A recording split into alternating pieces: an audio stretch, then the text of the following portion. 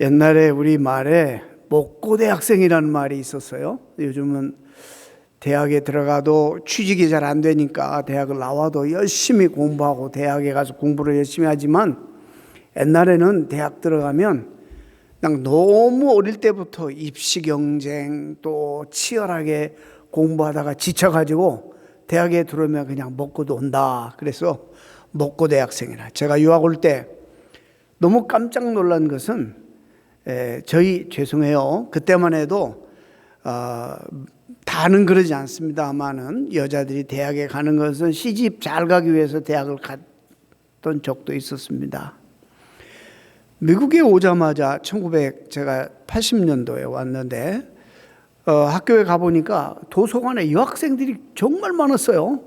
그래서 이 학생들이 여기 공부들을 참 열심히 한다, 그런 첫 인상을 제가 받았습니다.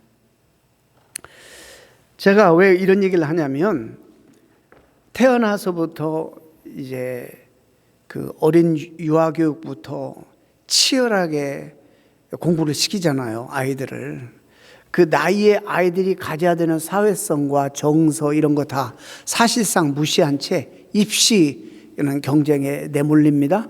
그래서 고등학교 때까지 얼마나 빡세게 공부합니까?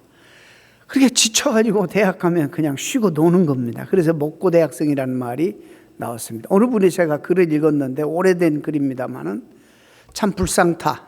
한국에서 태어나는 아이들은 참 불쌍타. 그 나이에 맞게 누리고 또 갖춰야 될 그런 사회적인 사회성이라든지 정서라든지 문화라든지 이런 것들이 다 희생된 채 기계적으로 교육해서 대학만 들어가면 되는, 이제는 취직도 안 되니까 대학 가서마저도 쉬지도 못하고 그렇게 내몰리는 현실이 너무 참으로 불쌍하고, 그들의 모든 12년, 13년, 지금은 이제 한 15, 16년의 삶이 다 도둑맞은 것 같다, 이런 글을 읽었습니다. 여러분, 신앙생활도 마찬가지입니다. 신앙의 본질은 일상의 삶이 있습니다. 여러분들이 생각하는 사소한 일들, 작은 일들, 이 속에 사실 신앙생활의 본질이 있는 것입니다. 한때 하나님의 나라에 대한 개념을 잘못 이해한 나머지 믿고 죽은 다음에만 가는 어떤 장소 개념으로만 강조된 적이 있었습니다. 우리 교회 교인들은 하나님 나라가 얼마나 성경에서 중심 사상이고 가르침에 가장 소중하고 중심이 되는 가르침인지를 이미 다 알고 계시는 분들이기 때문에 산상수훈뿐만 아니라 예수님의 가르침의 설교의 대부분의 중심이 하나님의 나라였습니다. 그리고 구약의 선지자들이, 오늘도 제가 말씀을 전하려고 하는데, 그 당시의 사회상과 정치적인 이슈와 이런 것도 다루지만은 그들이 영적 통찰력을 가지고 하나님이 보여주시는 그 하나님의 나라, 그 하나님이 회복하실 하나님의 나라에 대한 비전을, 그 꿈과 비전을 그들이 가졌다는 것입니다. 여러분, 이게 없으면 신앙생활의 본질을 사실 잃어버리는 겁니다. 그래서 우리가 많이 속아요, 세상의 메시지에. 어떤 메시지? 뭔가 우리가 이루고 벌고 성취해야지만이 행복할 것이다 라는 생각 때문에 우리가 거기에 사로잡히는 거예요. 거짓 메시지입니다. 그게 있든 없든 그건 상관이 없고, 오늘 내 삶 속에서 참 내가 가지는 삶의 태도, 자세, 이것이 내 인생을 결정합니다. 행복한 삶, 매력적인 삶, 이런 것들을 내가 지금 살아가고 있는 이 일상 사소한 삶 속에서 사실상 얼마든지 컬티베이트 할 수 있는 것입니다. 자, 하나님의 나라는 장소 개념 물론 있어요. 완벽한. 근데 그게 우리가 가보지 않았기 때문에 몰라요. 그러나 중요한 것은 그 완벽한 나라 하나님이 약속하니까 그 나라 우리가 죽은 다음에 가겠지만은, 그러나 그 나라는 이미 시작됐어요. 하나님의 나라는 이미 시작됐어요. Already. 그래서 신학자들이 이 두 단어를 사용해요. Already, not yet. 왜냐하면 이미 그 나라가 왕 되신 주님이 이 땅에 오심으로 시작되었어요. 그러나 우리가 누리는 이 하나님의 나라는 부분적인 것이고, 그러나 완벽한 그 나라는 죽은 다음에 우리가 누리는 겁니다. 그래서 Where is the kingdom of God? 하나님의 나라 어디 있습니까? The kingdom of God is where the king is. 주님이 계신 그곳이 킹덤입니다. 그래서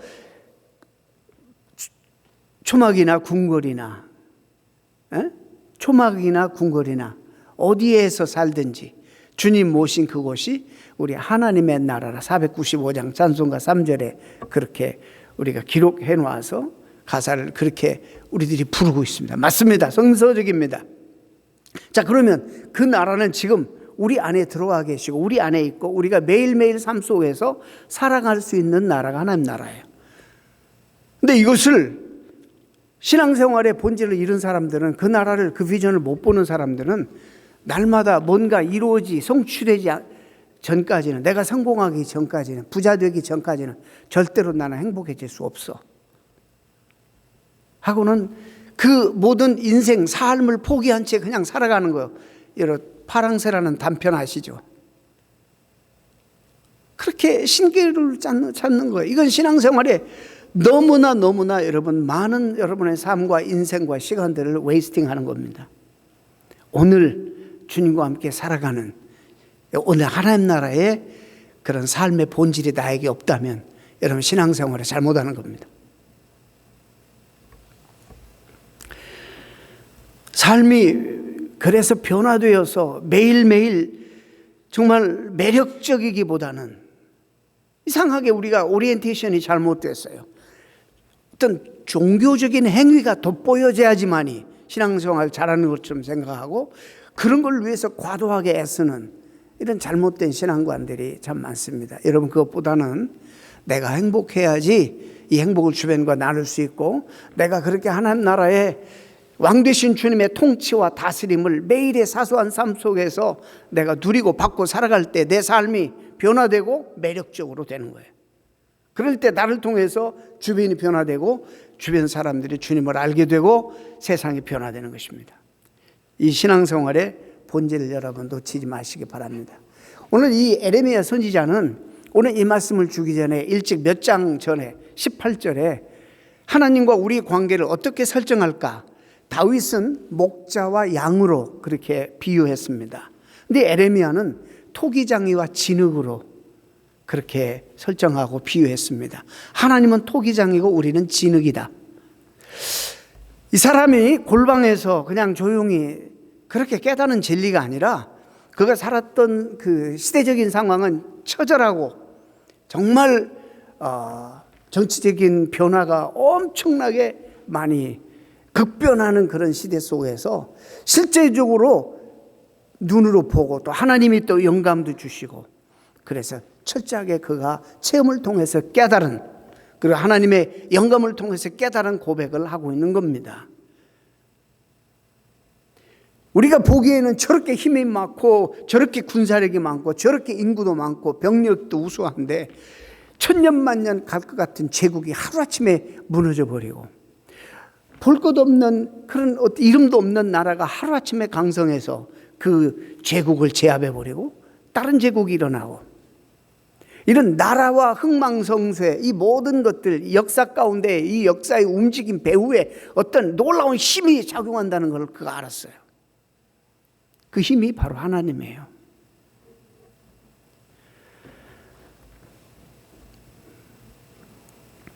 이스라엘과 주변 여러 나라의 역사가 마치 토기장이 손에 들린 진흙과 같다는 거예요. 토기장이가 진흙으로 그릇을 만들다가 잘못되면 이게 뭉개버리잖아요. 누구의 권한이에요? 토기장의 권한이에요. 그리고 다시 그걸 주물럭거려서 다른 그릇을 만듭니다. 하나님과의 우리 관계가 바로 그런 것이라는 거예요. 하나님이 토기장이고 우리는 진흙에 불과하다 사실을 그건 잘 깨달았습니다.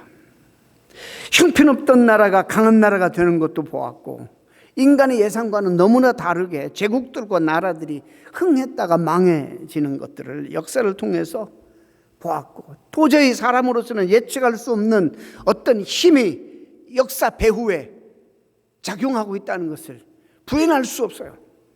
이건 한 나라뿐만 아니라 개인의 운명도 마찬가지예요. 여러분이 인정하든 말든 여러분 개인의 운명도 마찬가지예요. 계획적으로 인생을 살아가겠지만 이러면 계획대로 되는 게 아닙니다. 우리 인생은 잠시 그렇게 되어질 때 우리가 내가 애쓰고 노력하고 계획한 대로 되어지면 우리는 갑자기 교만해져요. 내가 능력이 있다 이렇게 생각해요. 그렇지 않아요. 그러다 덜컥 병이라도 얻는다든지 덜컥 뜻하지 않는 예상치 않는 일 일어나면 그럼 또 내가 능력이 없다 이렇게 인정해야 되는데 그런 건 인정을 잘 안 해요. 원하는 대학에 가고 원하는 직장에 들어가고 내가 원하는 대로 자녀를 잘 키워냈다고 해서 실제로 그렇게 될 수도 있지만 또 안 되는 경우가 너무나 많아요. 근본적으로 우리 운명이 우리가 원하는 대로 다 그렇게 안 된다는 거예요. 뜻대로 되지 않아요. 교회 가지 않았던 사람을 만나고 그래서 그 사람 만나서 행복하게 살 수도 있지만 또 불행하게도 살 수도 있는 거예요. 우리 뜻대로 안 되는 거예요. 행복한 조건 가운데 실제적으로 얼마든지 불행하게도 살 수 있고 누가 봐도 우리 인간의 눈으로 행복할 수밖에 없는 조건인데 지극히 불행하게 사는 사람들이 적지 않아요. 그러나 불행한 인간이 보기에 불행한 조건인데도 참 행복하게 아름답게 매력 있게 살면서 남들의 부러움의 대상이 되는 사람도 있어요. 우리가 결정하는 거 아닙니다.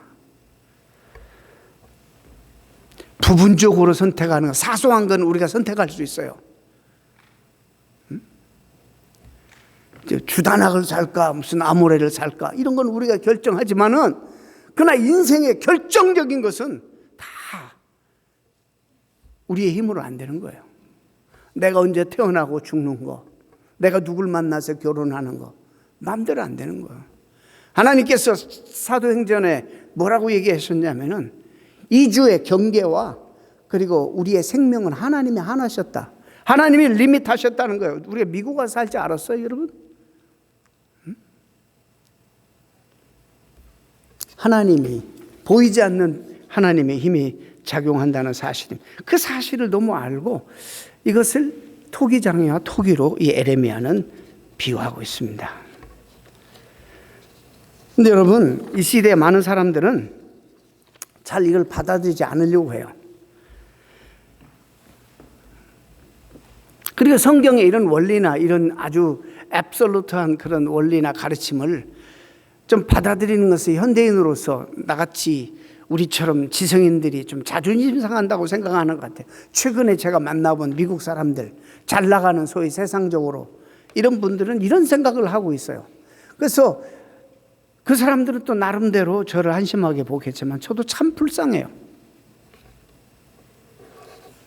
옛날 사람들이나 아는 것이 별로 없고 문명이 미개한 옛날 사람들이나 하나님을 절대적인 존재로 생각했지 모르지만 상황이 달라졌다는 이런 생각을, 이런 인상을 줍니다.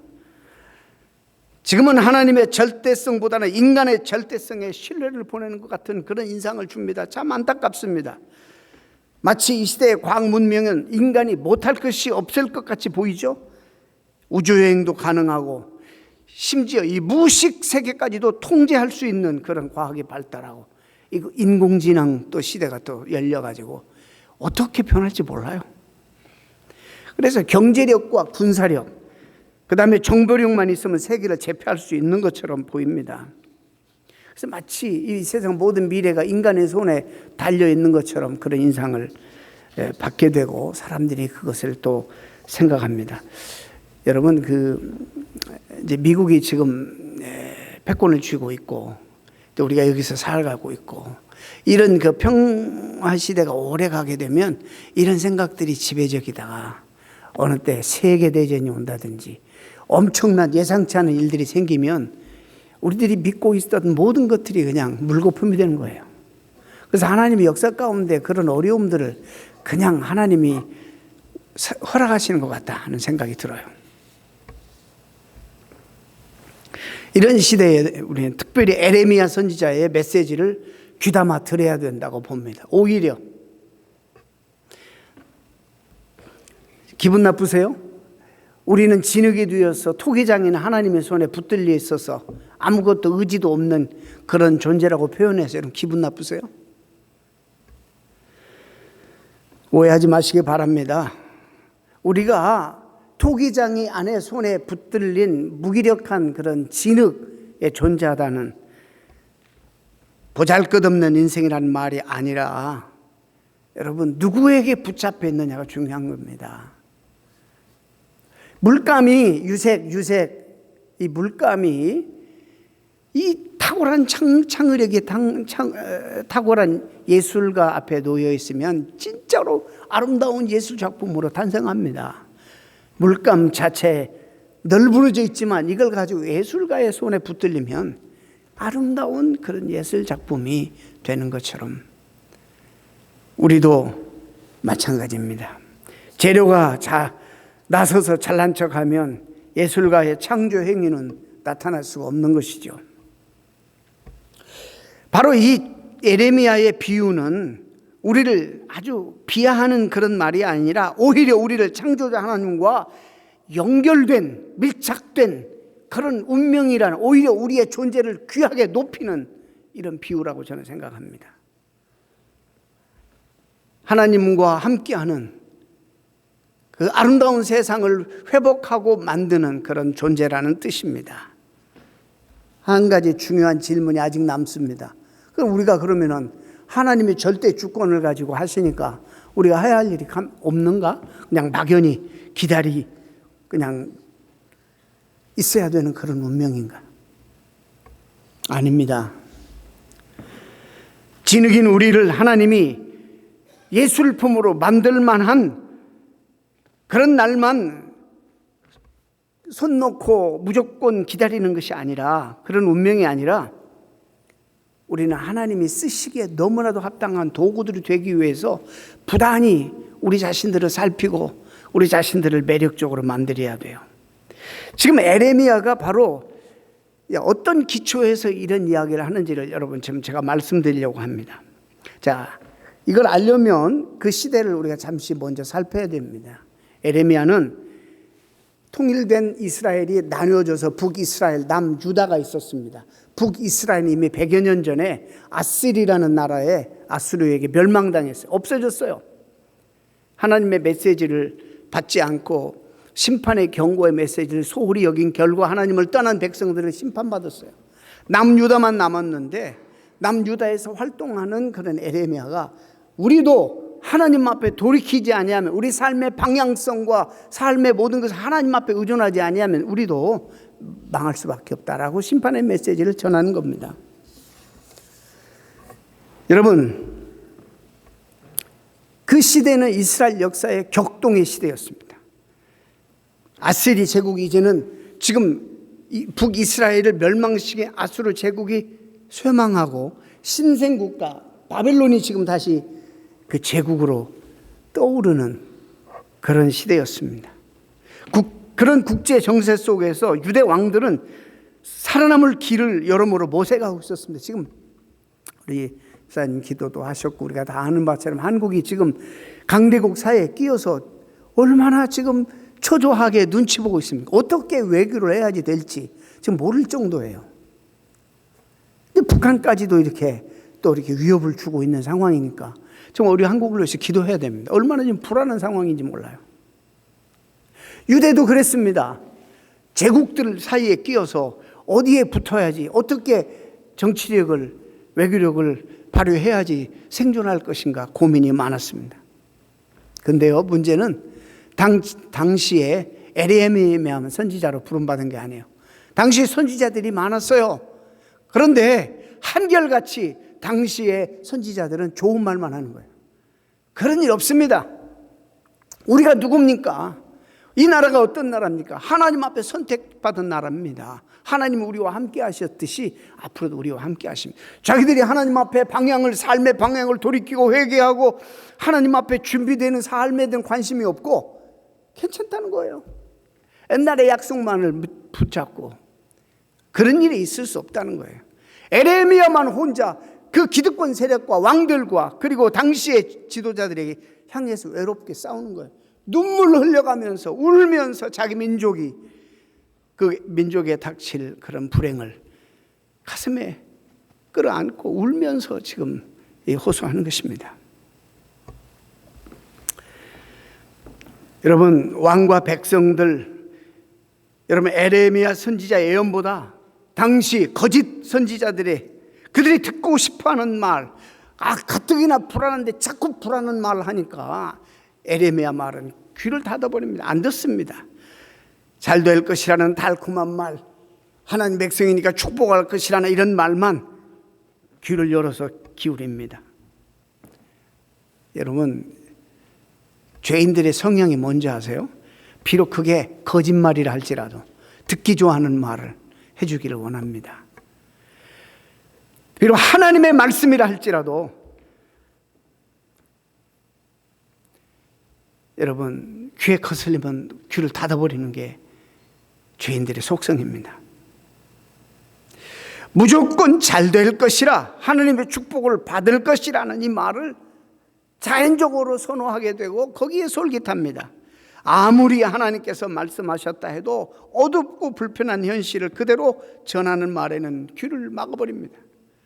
여러분, 그래서 삶이 힘들고 어려울수록 자꾸 피안의 세계를 동경하게 되어 있어요. 현실을 직시해야 되는데 아닙니다. 이 신앙이 이래서 이데올로기나 신앙이 무서운 거예요.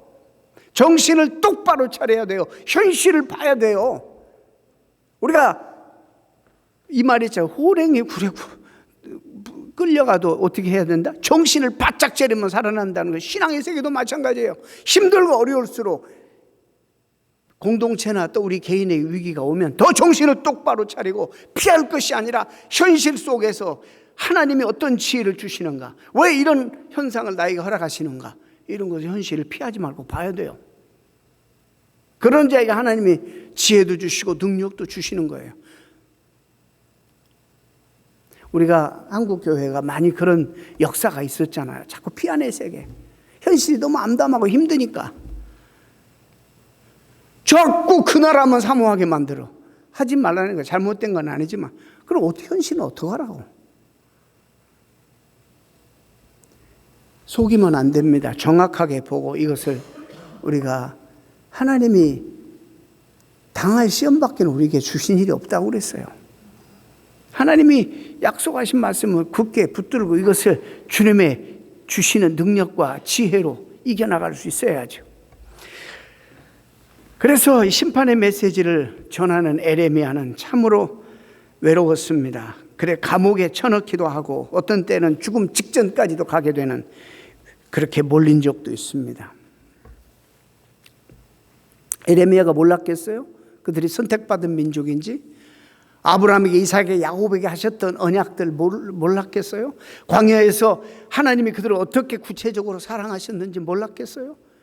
그런 백성들이 왜 이렇게 되었느냐는 거예요. 왜 하나님과의 관계가 이렇게 소홀히 되었느냐는 거예요. 왜 이렇게 오늘 무엇을 먹을까, 입을까, 마실까가 전부가 되어버리냐는 거예요. 그들이 신앙이 없었어요? 있었어요. 형식적으로 있었어요. 제사도 있었어요. 전통적인 신앙 그대로 유지하고 있었어요. 그러나 본질이 이제 망각해지고 본질이 없어졌어요. 삶이 없는 거예요. 삶이. 하나님과 함께하는 삶이 없었어요.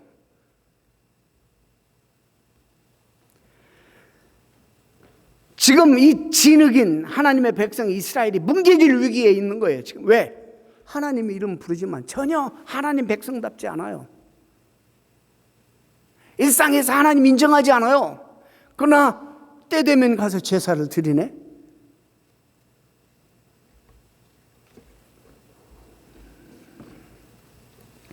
하나님 절대 포기하지 않았습니다. 그들도 여전히 성전 제사를 드렸고 그들을 섬기는 제사장도 많았습니다. 전통적인 신앙 형식이 그대로 남아 있었습니다. 뭐가 문제였다고요? 본질이 빠졌다는 거예요. 우상 섬기듯이 제사를 하나님 앞에 드리는 거예요. 우상 앞에 절하듯이. 그래서 기복신앙이 이렇게 무서운 거예요, 여러분. 기복신앙과 정치공학으로 민족의 위기나 개인의 문제를 해결하려고 했습니다. 하나님을 이용만 해먹으려고 하는 사람들로 가득한 거예요. 하나님, 당신이 존재하는 이유는 내 복을 위해서 존재합니다.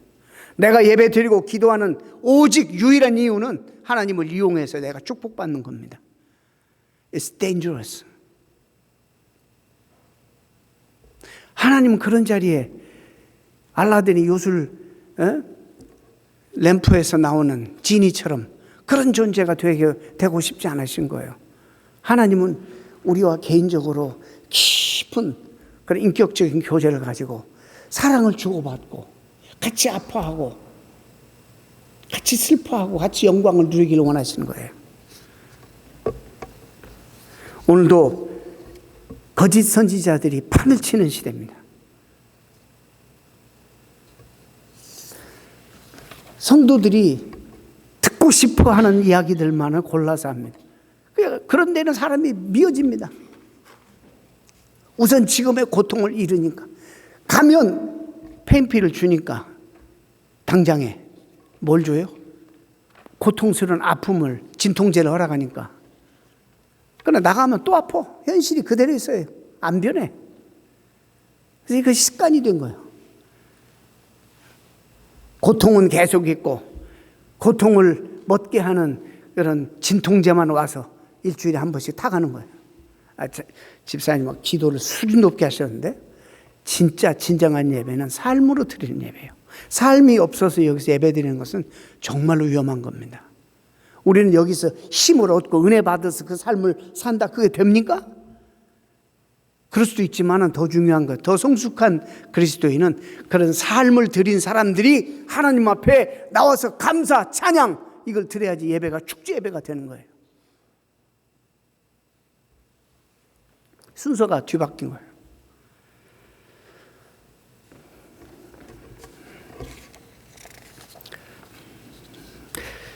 에레미야에서 이렇게 말해요. 내가 너희에게 재앙을 내릴 것이다. 빨리 계책을 세워.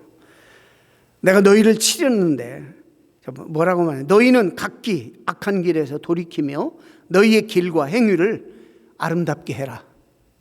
하나님 앞에 돌이키고 너희의 행위를 좀 돌아보고 아름답게 해라. 좋은 그릇을 만들 수 있는 좋은 지륵이 되거라. 이런 말이에요. 인간이 할 수 있는 일에 거기까지예요.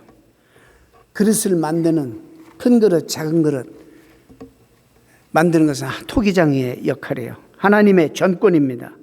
인간이 할 수 있는 일 또는 해야 하지 않고 요행이나 바란다거나 신앙생활 잘못하는 거예요. 막연하게 하나님의 도우심을 기다린다거나 물론 특별한 하나님의 섭리가 있을 경우에 하나님이 그런 적도 있죠. 그러나 일반적으로 우리가 하나님 앞에 우리의 삶의 방향을 그분에게 맞추고 또 깨끗한 그릇이 되도록 진흙이 되도록 애쓸 때 일반적으로 하나님 우리를 들어서 사용하시는 거예요. 그런 얘기를 하고 있는 거예요.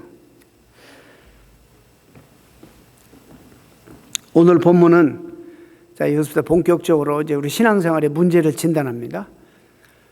이제 유다가 멸망하기 전입니다. 이미 멸망했던 북이스라엘 백성들을 하나님이 회복시킬 거 불러 모은다라는 단어가 핵심이에요. 오늘 불러 모은다. 근데 우리가 딱 이 말씀을 물론 에레미야가 그 당시 정황을 먼저 말씀하셨지만 에레미야는 그 당시 정황만이 아니라 하나님께서 지금 이루어 나가시는 앞으로 이루실 하나님의 나라 이 비전을 지금 꿰뚫어 보고 있는 영철 통찰력을 통해서. 자, 보시겠습니다.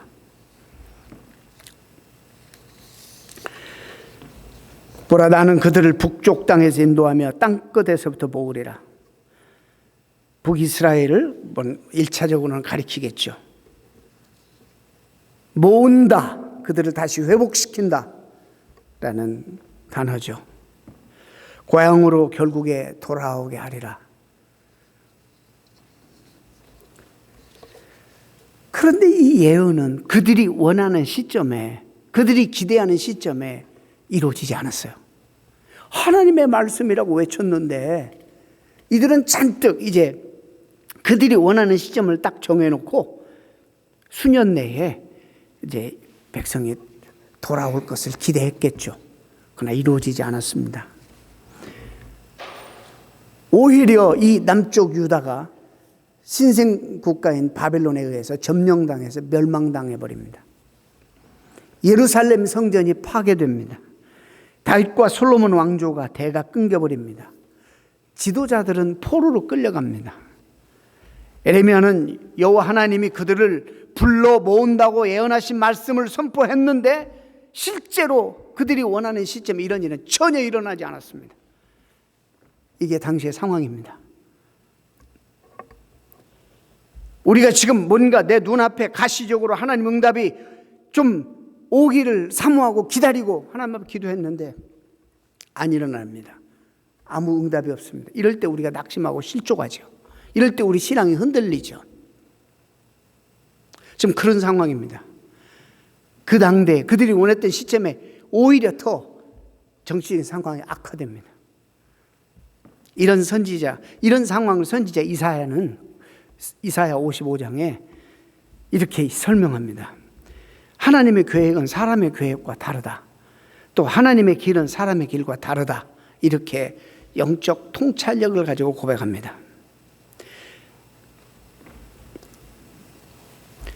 그들이 결국에 남유다까지도 포로로 끌려가 70년 만에 회복되어서 정말 그 페르시아가 바벨론 제국을 멸망시키고 고레스 왕이 다 본국으로 되돌아가게 합니다.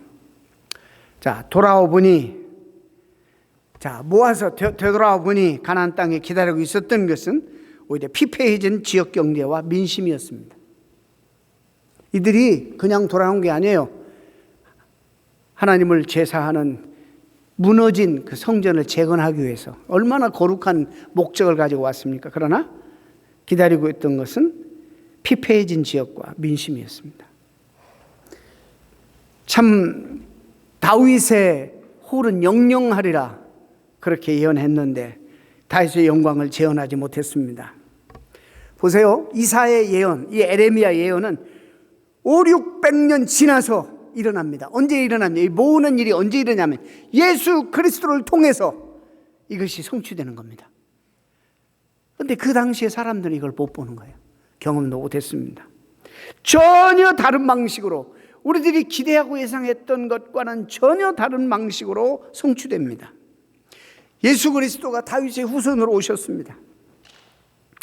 예수 그리스도께서 일어난 사건은 여호와 하나님의 생각과나 사람의 생각과는 너무 다르고 하나님의 길이 사람의 길과 너무 다르다는 것을 영적으로 우리에게 보여주는 증거입니다.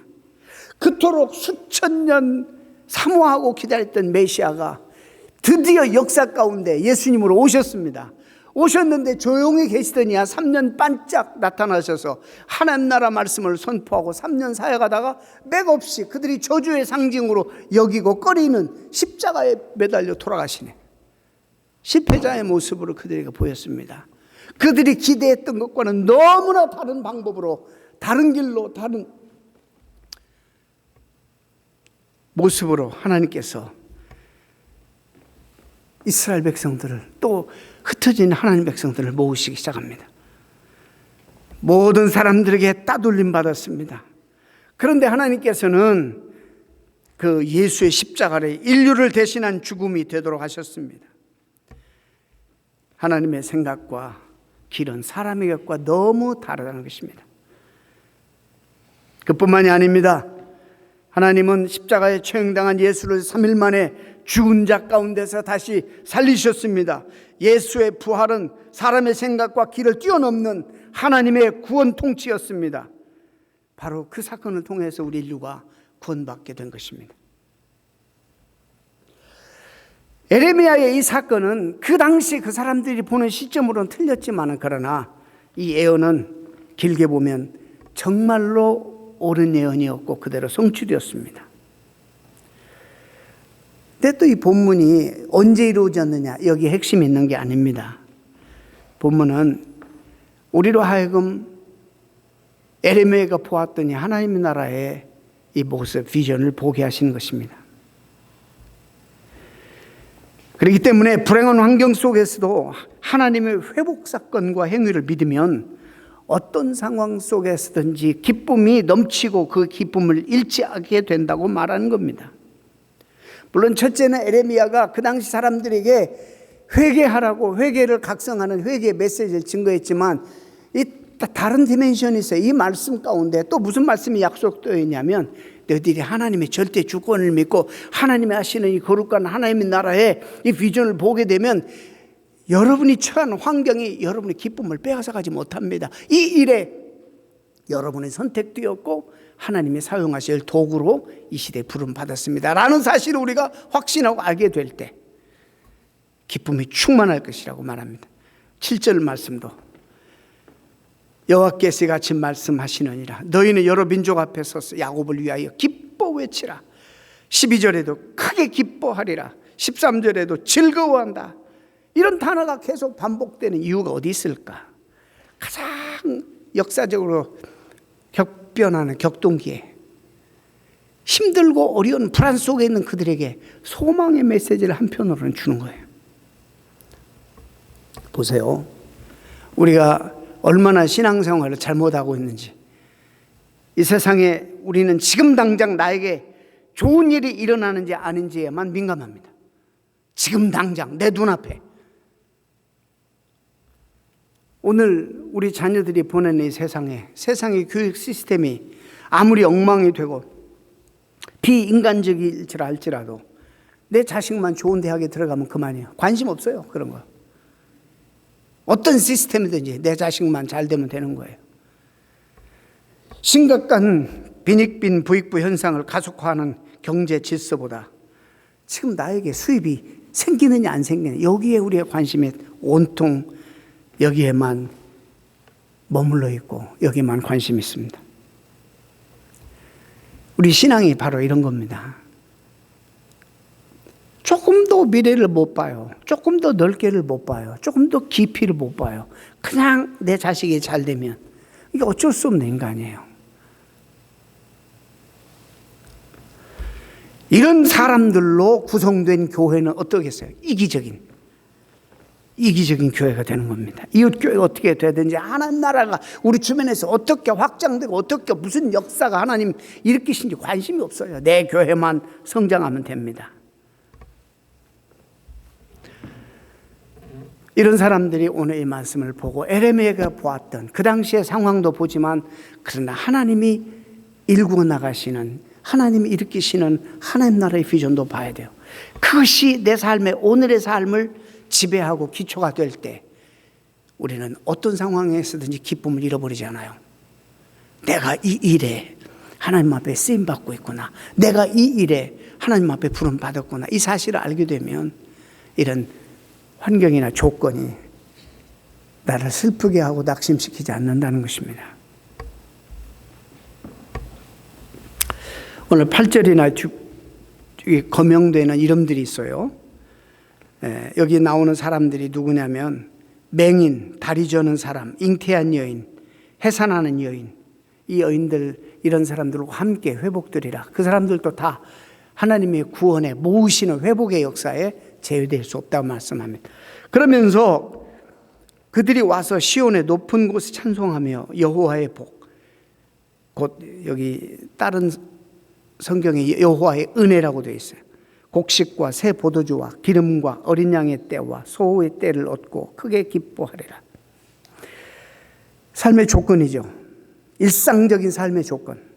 그때 처녀는 춤추며 즐거워하겠고 청년과 노인은 함께 즐거워하리니 내가 그들의 슬픔을 돌려서 즐겁게 하며 그들을 위로하며 그들의 근심으로부터 기쁨을 얻게 할 것이라.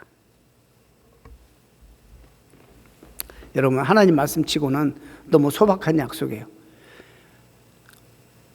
요즘 이런 것들로 기뻐할 사람이 있어요? 먹고 살게 해줄게. 그냥 생존이 어렵지 않게 해줄게. 이걸로 감동받을 사람이 있어요? 우리가 기대하는 하나님 어떤 하나님이죠? 1억 천금을 한꺼번에 주신 하나님. 복권 하나를 샀는데 이 복권이 당첨되는 하나님, 되게 하신 하나님. 이런 하나님만 우리가 기대하는 거예요.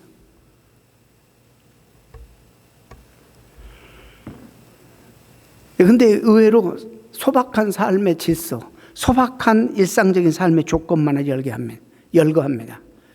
생명을 유지하기 위한 그런 최소한의 조건들. 저는 여기서 뭘 깨닫냐면요. 여러분, 이런 기본적인 삶의 조건으로 만족하지 못하면 어떤 개인이나 어떤 공동체나 할지라도 모든 방식으로, 어떤 방식으로든지 만족을 못합니다. 여러분, 그래서 이 일상이 중요한 거예요. 매일매일이 사소한 것들이 소중한 거예요. 기본적인 삶의 조건에 우리가 그래서 집중해야 된다는 거예요. 막 자꾸 엉뚱한 뜬구름만 잡는 그런 신앙생활 하지 마시고 내 일상이 아름답도록 갖고 나가야 돼요. 성경엔 저는 그것을 회복이라고 말한다고 봐요. 무슨 우리 영혼의 구원을 비롯해서 포함해서 여러분 일상이 여러분들 아름답게 회복이 돼야 돼요. 여러분 말씀을 정리합니다. 우리가 잊지 말고 기억해야 될 것은 우리는 구원의 주체가 아닙니다. 우리는 어떤 사람도 우리 스스로 구원시킬 수 없습니다. 그렇게 할 수 없습니다. 생명사건 오직 하나님만 행할 수 있습니다. 우리는 단지 하나님이 하시는 구원의 파노라마를 역사 가운데 구경하고 있는 겁니다. 그리고 그 일들을 위해서 세상을 변화시키는 위해서 하나님이 신실한 저와 여러분을 부르셔서 지금도 사용하시길 원하신다는 것입니다. 이런 사실을 알 때 우리가 하나님 앞에 부름받아 우리가 그 영광스러운 세상을 변화시키는 일에 내가 파티스페이트 하는 거야? 내가 하나님의 동역하는 거야? 이 사실이 우리를 기쁘게 만드는 거예요. 엄청난 우주적인 그런 이 스테이트먼트예요.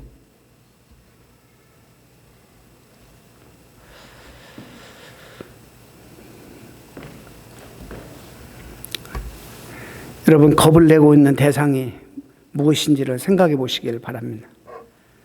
우리의 삶을 지금 지배하고 있는 보이지 않는 힘이 무엇인지 하나님입니까? 아니면 욕망입니까? 소유욕입니까? 똑바로 보시기 바랍니다. 또한 물리적인 힘과 권력입니까? 우리는 이미 우리에게 오리엔테이션 되어 있어요. 어디에 꽉 사로잡혀 있어요. 뭐냐면 내가 돈이 없으면 권력이나 힘이 없으면 나는 불행하다. 내가 행복해질 수 없다. 여기에 우리는 볼모로 잡혀 있어요.